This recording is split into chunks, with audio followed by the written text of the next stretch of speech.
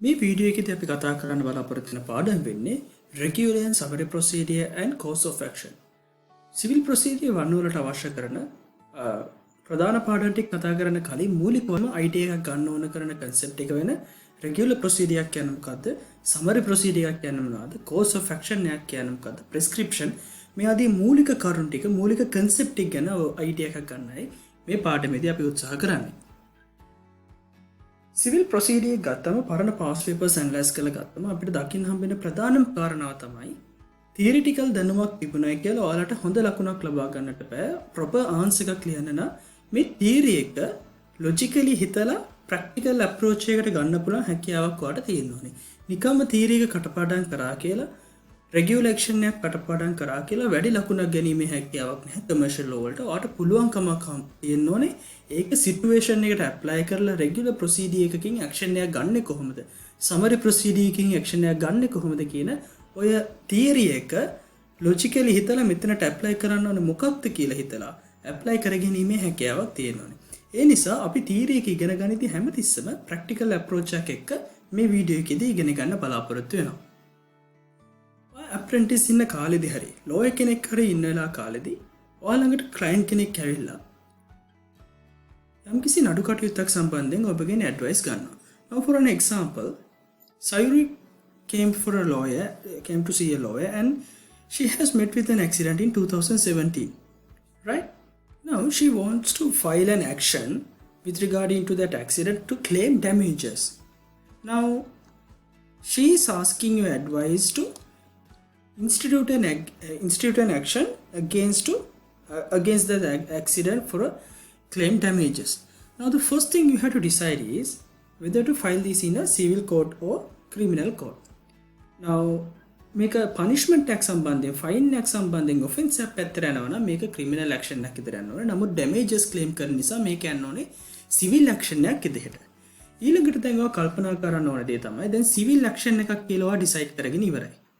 Civil action එකක් නම් මේ සිවිල් ඇක්ෂන් එක ගන්නෙ මොන ප්‍රොසීඩියර් එකෙන්ද මොකද්ද මම ෆලෝ අප් කරන ප්‍රොසෙස් එක කියලා අයිඩෙන්ටිෆයි කරගන්න ඕනේ.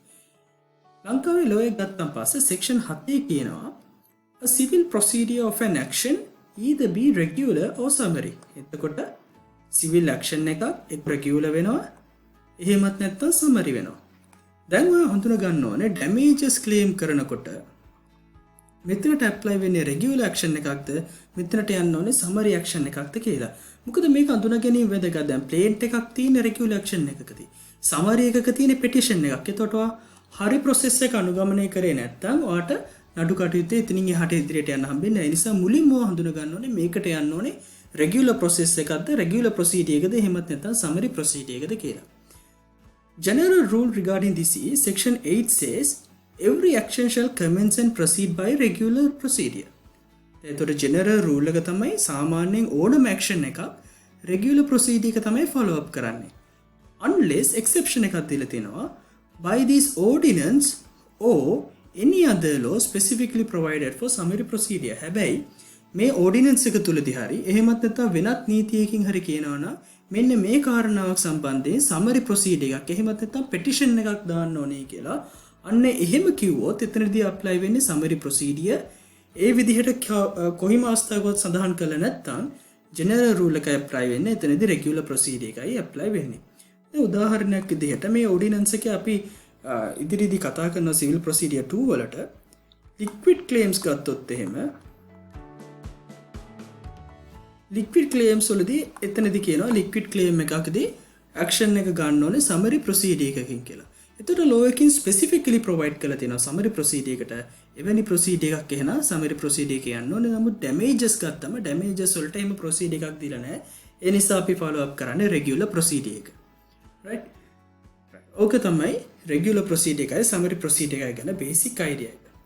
ඊළඟට මේ ජයවර්ධන vs ඔබේසේකර case එකේදී මේකේ සඳහන් කරනවා action must file under regular procedure in 3 situations. If CPC does not provide for summary procedure, if in CPC does not provide for a summary procedure, then the action has to file under regular procedure.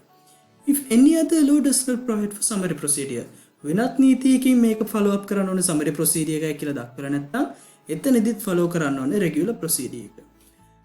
එහෙමත් නැත්නම් specifically summary procedure ද regular procedure ද කියලා කියන්නේ නැතුව law does not provide for any other procedure. law එකකින් කිසිම procedure එකක් දක්වලා නැත්නම් එතනදී general rule එක වෙන regular procedure එක තමයි අනුගමනය කරන්න ඕනේ. ඔන්න ඔය කියන කාරණා තමයි මේ ජයවර්ධන versus ඔබේසේකර case එකේදී කියන්නේ. Right. Now we are coming for the section 39. Section 39 says every action on the regular procedure shall instituted by presenting a duly stamped written plain to the right. එහෙනම් regular action එකක් පටන් ගන්න ඕනේ plain එකක් දාලා. මේ plain එක අපි යම්කිසි document එකක් හදනවා plain එකක් කියලා. මෙන්න මේ plain එකේ මොනවද අඩංගු වෙන්න ඕනේ? The content of the plain has been set out in section 40 to 46. Now the format, the way the plaint has to be written, drafted, that has been set out in section 40 to 46. So now we are going to learn about those separate sections to get an idea about how to draft a plaint. Now section 40 set out the requisites of a plaint. Plaint එකක තියෙන්න ඕනේ කරුණු මොනවද කියන එක තමයි සඳහන් කරලා තියෙන්නේ. Requisites of a plaint ko මුලින්ම plaint එකක තියෙන්න ඕනේ name of the court එක මේ අධිකරණය මොකක්ද කියන එක මුලින්ම සඳහන් කරන්න ඕනේ. In the district court Colombo, in the district court of Kandy.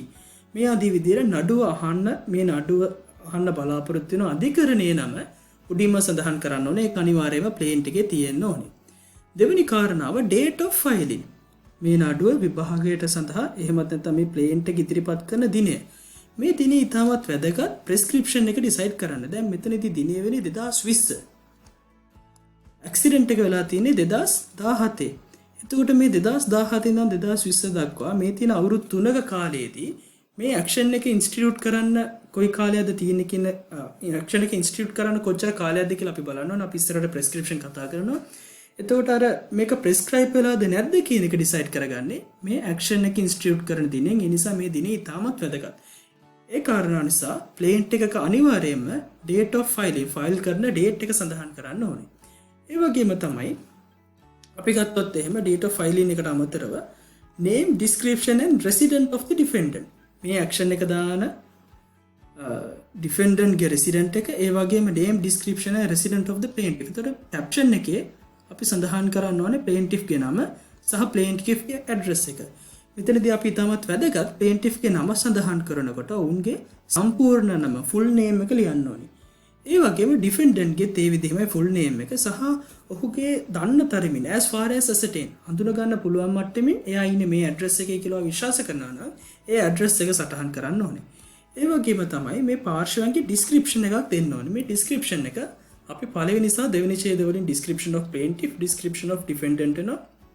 මෙතනදී natural person කෙනෙක් නම් අපිට අමුතුවෙන් description එක දෙන්න ඕනේ. නමුත් company එකක් නම් අපි අනිවාර්යයෙන්ම මේ company එකේ description එක දෙන්න ඕනේ. මේ company එක මෙන්න මේ registration number එක යටතේ සමාගම් පනත යටතේ register වෙච්ච company එකක් කියලා අපි attach කරන්න ඕනේ ඒ අදාළ registration document එක.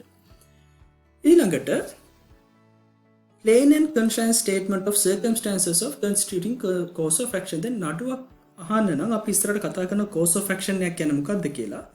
මේ cause of action එක ඔප්පු කරන්න පුළුවන් වෙන විදිහට අපි මේ සිද්ධියට අදාළ හැම කරුණක්ම point form එකෙන් දාන්න ඕනේ.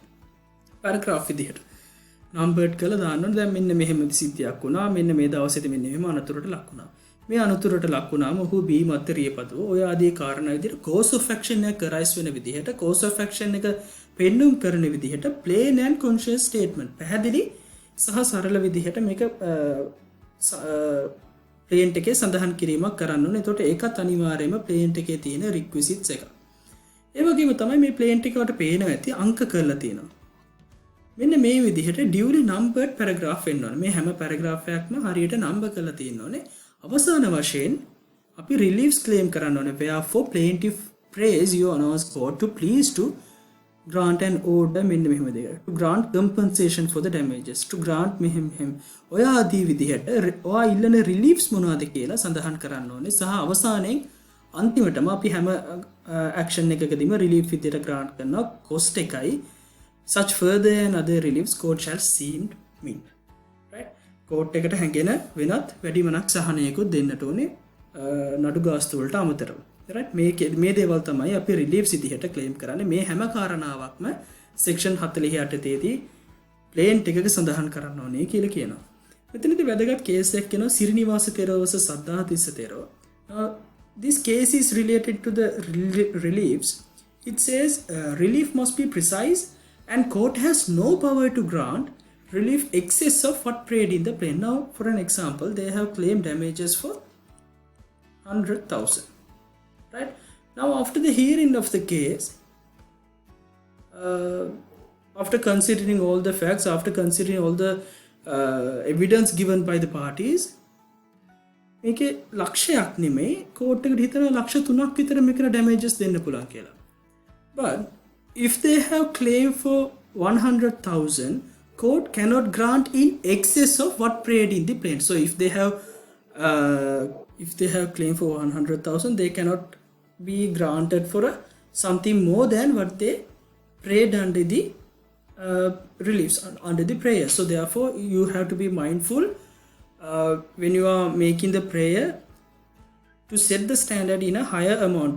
අර පොඩි ගණන් ඉල්ලන්නේ නැතුව මේකේ ඇක්ෂන් එකෙන් ගන්න පුළුවන් හරි ප්‍රමාණයක් ඔයා සෙට් අවුට් කරන්න ඕන. මොකද ඊට වඩා වැඩි ප්‍රමාණයක් කෝට් එකෙන් ග්‍රාන්ට් කිරීමේ පව එකක් නැහැ කියලා මේ සිරිනිවාස තෙරෝ vs සද්ධාතිස්ස තෙරෝ කේස් එකේදී කෝට් එක හෙල්ප් කරනවා. right. section 41 කියනවා යම් කිසි නඩු කටයුත්තක් ලෑන්ඩ් එකක් සම්බන්ධයෙන් නම් now in this matter the matter is about damages, so therefore this section 49 has no impact upon that on this case. But imagine a situation where the action is about a land matter, then when the claim is made reference to a land must be described in the plaint එකේදී අනිවාර්යයෙන්ම මේ ඉඩම describe කරන්න ඕනේ as far as possible reference to the physical bounds. උතුරේ මෙහෙට නැගෙනහිරේ මෙහෙට දකුණෙන් බටහිරින් ඔය ආදී විදිහට මේවා මායින් මේවා මේ ඉඩමේ තියෙන ඉඩමේ purchase ගාන මේක ඔය ආදී විදිහට මේ plaint එකේදී plaint එක තුල මේ land එක describe කරන්න ඕනේ, and that is a mandatory thing.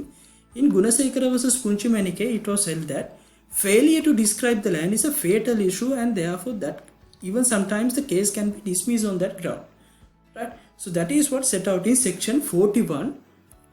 In a plaint you have to describe the land if the matter is in relation to the land matter, right?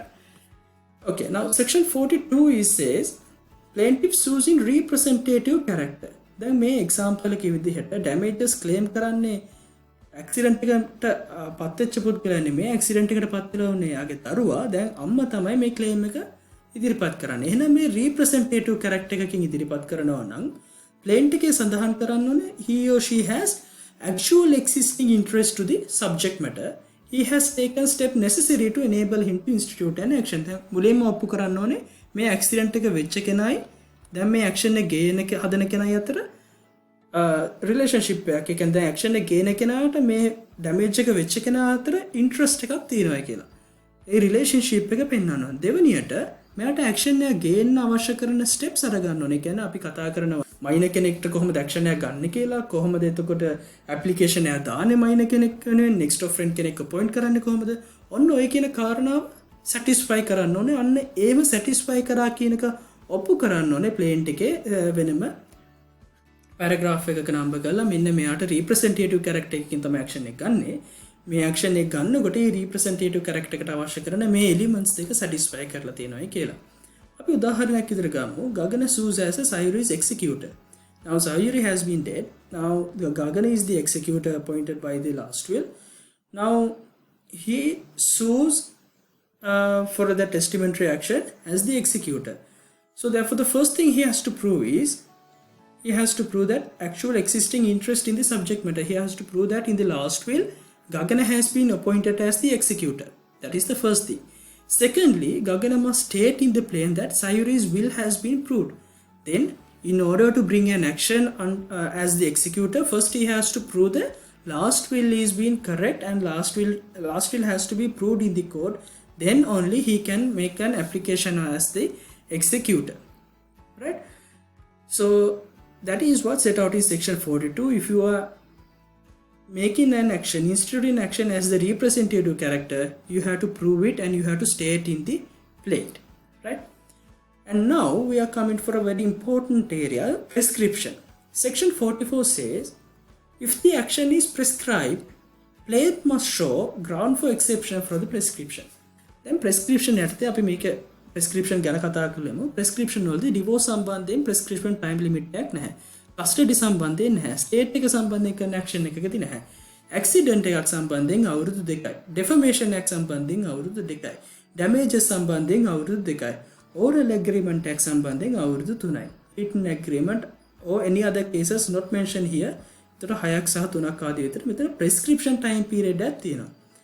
දැන් මේ සයුරිගේ ප්‍රශ්නයේදී එයා ඇක්සිඩන්ට් වෙලා තිබුණේ 2017 දී.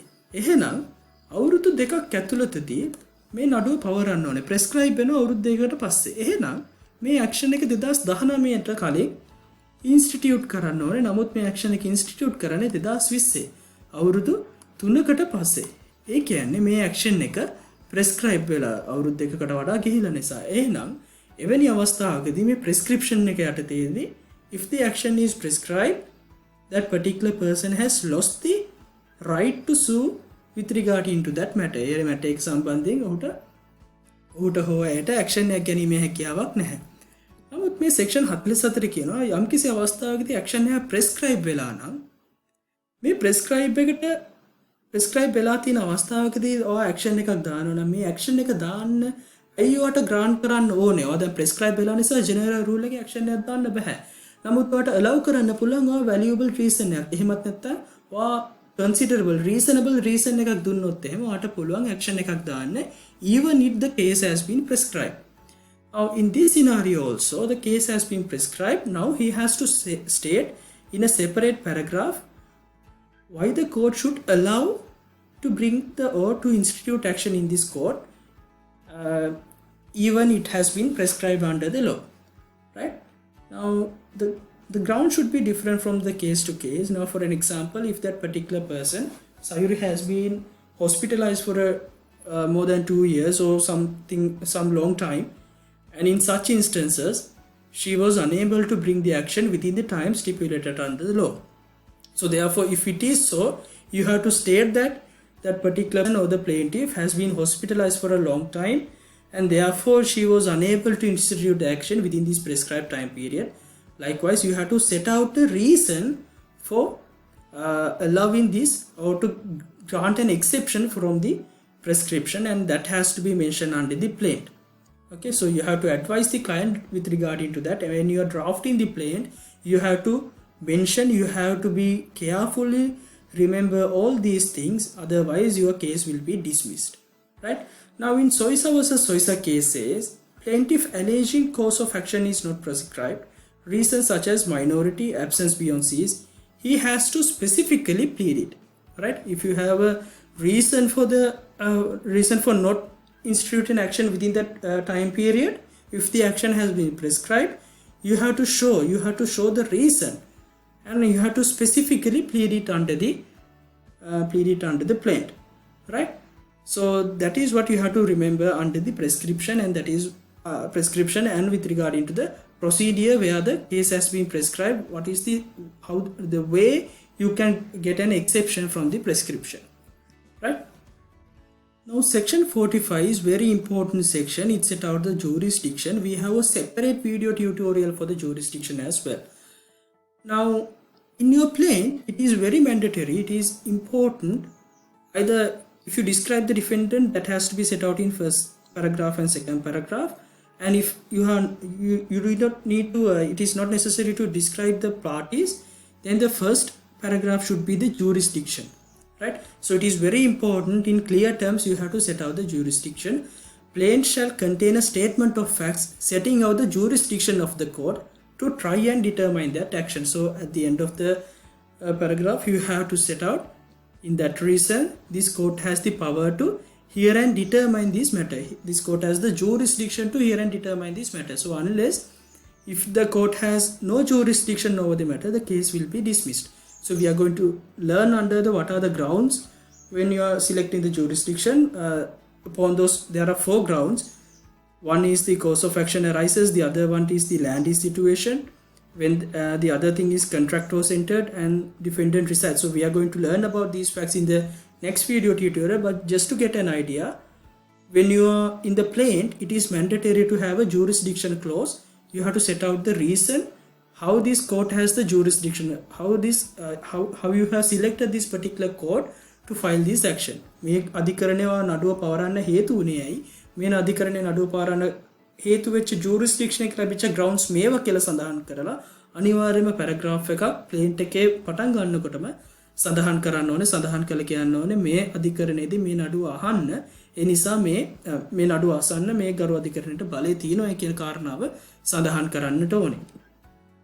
right. ඊට පස්සේ section 46 කියනවා මොන අවස්ථාවලදීද court එකට පුළුවන් refuse කරන්න කියලා. court may refuse. right. if it does not correctly state the particulars, අදාළ කරුණු හරියට සඳහන් කළා නැත්නම් court එකට පුළුවන් plaint එක refuse කරන්න. contains any particulars other than so required, නඩුවට අවශ්‍ය කරන්නේ නැති වෙනත් දේවල් කියලා තියෙනවා නම් court එකට පුළුවන් ඒ plaint එක refuse කරන්න. does not disclose the course of action, the නඩු නිමිත්ත course of action එකක් set out කළා නැත්නම් පෙන්නලා නැත්නම් එතකොටත් court එකට පුළුවන් මේක refuse කරන්න. wrongly framed by non-joinder or misjoinder, we are going to learn about what is joinder of under the joinder of parties. We are going to learn about non-joinder and misjoinder. So if there is a non-joinder, අවශ්‍ය කරන පුද්ගලයා මේකට සම්බන්ධ කළ නැත්නම් join කළ නැත්නම් නඩුවට පාර්ශ්වකාරයෝ කළ නැත්නම් එහෙමත් නැත්නම් ඕනේ නැති පාර්ශ්වයන් මේ නඩුවට සම්බන්ධ කළා නම් එවැනි අවස්ථාවලදී section 46 දී පව එක දීලා තියෙනවා. court has the discretion, court may refuse the plaint. right. එවැනි අවස්ථාවකදී court එක මොකද කරන්න ඕනේ? court on its discretion may return for amendment. මේ plaint එක නැවතත් යවනවා, return කරනවා. දැන් උදාහරණයක් විදිහට non joined එකක් කරලා තියෙනවනම් court එක return කරනවා, මේකේ non joined එකක් තියෙනවා, මේක amend කරලා එවන්න. එහෙම කරලා court එක time period එකක් set out කරනවා. within this time period court එකට ආයේ මේ amendment එක කරලා return කරන්න කියලා. amendment can allow to change the character of the action, cannot allow to change the character of the action. මේ case එක ඇවිල්ලා accident එකකින් ඔයාට damage එකක් වෙන එකක් තියෙන්නේ. දැන් මේක amend කරාට පස්සේ මේකේ nature එක වෙනස් කරන්න බෑ වෙනත්ම විදිහක නඩුවක් විදිහට පත් කරලා. right. එහෙනම් අර කියලා තියෙන කාරණා වලට amendment එකක් කරනව ඇරෙන්න case එකේ nature එක වෙනස් කරන ආකාරයට කිසිම amendment එකක් කිරීමේ හැකියාවක් මේකෙන් grant කරන්නේ නැහැ. ඊළඟට section 46 කියනවා court shall, court එක අනිවාර්යයෙන් reject කරන්න ඕනේ අවස්ථා. දැන් 45 අපි කතා කරේ court එකට discretion එක තියෙන අවස්ථා. court may refuse. section 46 is about the situations where the court has mandatory to reject the plaint. court shall reject if the relief sought is undervalued, court required to correct the valuation and plaintiff failed to do so, court shall reject it. court එකේ relief එක දාලා තියෙන ප්‍රමාණය undervalue කරලා නම් court එක මුලින්ම require කරන්න ඕන parties වලට right මේක undervalue කරලා තියෙන මේක correct කරලා දෙන්න කියලා. එහෙම correct කරන්න කියලා යවුවට පස්සෙත් parties මේක correct කරේ නැත්නම් plaintiff failed to do so, the court shall reject the plaint. and if it is insufficiently stamped, මුද්දර ගාස්තු හරියට අලවල නැත්නම් අවශ්‍ය ගානට කළා නැත්නම් එහෙම අවස්ථාවකදී court එක මුලින්ම හරි මුද්දර ගාස්තු අධිකරණයට බාර දෙන්න කියලා ඉල්ලීමක් කරන්න පුළුවන්. require by court to supply requisite stamp. අවශ්‍ය ප්‍රමාණය දැන් මඩි වෙලා තියෙන ප්‍රමාණය මුද්දර ගාස්තු ප්‍රමාණය උසාවියට බාර දෙන්න කියලා කියනවා. එතකොට ඒ ප්‍රමාණය රෙකෝඩ් රූම් එකට තියලා ඒ මොෂන් එකක් මාර්ගයෙන් එක දුන්නේ නැත්නම් ඒ ඕඩර් එකට අනුව කටයුතු කරේ නැත්නම් plaintiff fail to do so, in such instances also court shall reject the plaint. and also under 46 it set out another instance where the court shall reject the plaint return for amendment and not amended within such time. අර දැන් 46 කීප විදියට return කරනවා for an amendment, but if the after the time has been specified by the court, parties have failed to provide the amendment within that given time, so in such instances also court shall reject the case. But very interesting case held in De Silva versus Hassan Ali, it says plaint cannot dismiss on the ground of insufficiently stamped.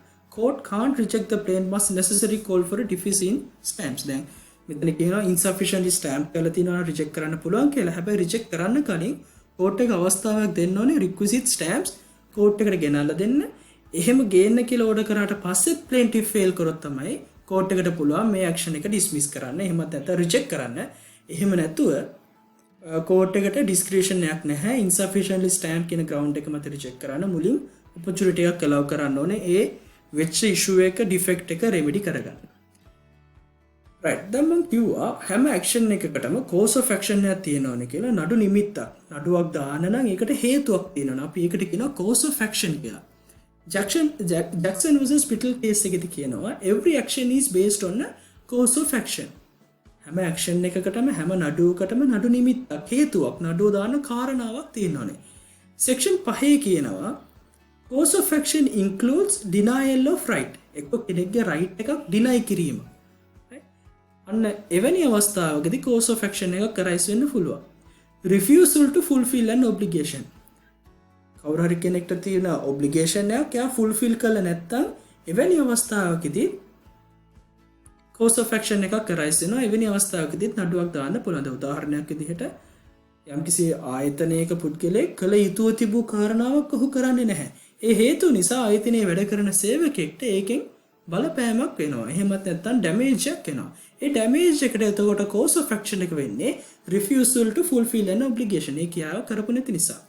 denial of right. දැන් මේ accident එකේ විදිහට ඒ අදාළ පුද්ගලයාට ලොකු damages වෙනවා.